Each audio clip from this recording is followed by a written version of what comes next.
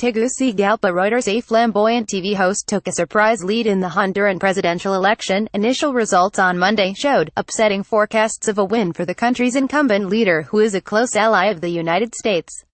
With 57% of ballot boxes counted, Salvador Nasralla was ahead with an almost 5-point margin at 45%, according to the first official results, released nearly 10 hours after Sunday's voting ended.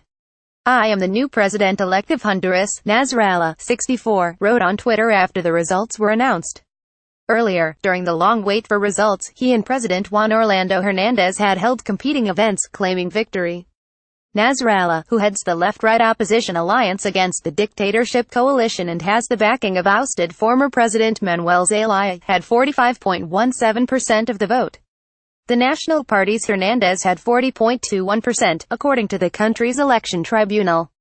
With Hernandez not yet conceding defeat, a close result could lead to tensions in a poor Central American country that has suffered years of brutal gang crime and drug wars. After the results were announced, Hernandez reiterated in a brief statement that he had won, and urged supporters to wait for fresh vote counts to come in from rural areas, where he enjoys greater support. Longtime favorite Hernandez, 49, has been credited with lowering a sky-high murder rate, accelerating economic growth and cutting the deficit since he took office in 2014. But he has also been hurt by accusations of ties to drug and graft-stained financing and claims by opponents he is plotting a power grab.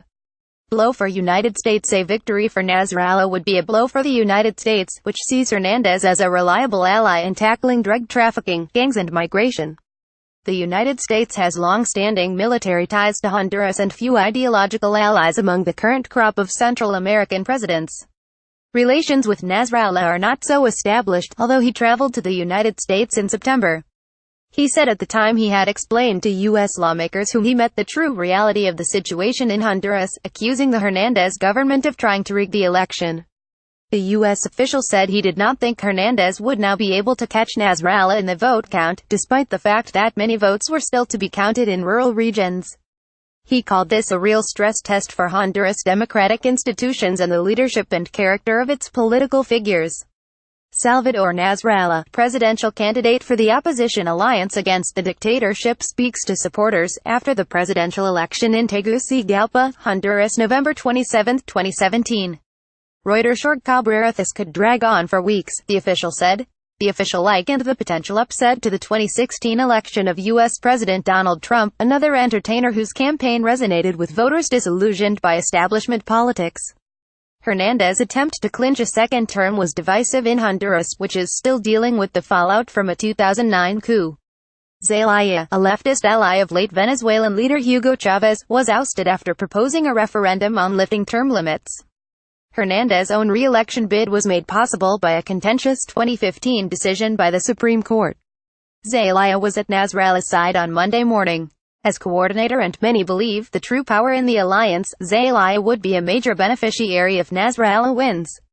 Zelaya lost power amid concerns he was plotting to adopt socialist policies in Honduras, a country where a conservative business class wields enormous power.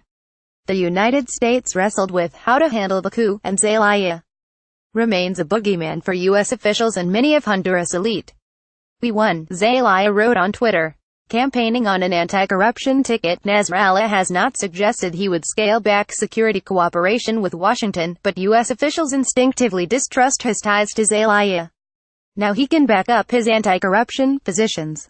Or not, the same U.S. official said, noting the U.S. government expects to work cooperatively in a number of ways with Nasralla. The son of a wealthy landowner, Zelaya nearly returned to political prominence in the 2013 election, when his wife, Xiomara Castro, lost out to Hernandez. With his big black mustache and penchant for cowboy hats, Zelaya is a larger-than-life personality whose supporters fed him for having boosted minimum wages. Nasralla is one of the country's best-known faces as the host of game shows that feature scantily clad women by his side.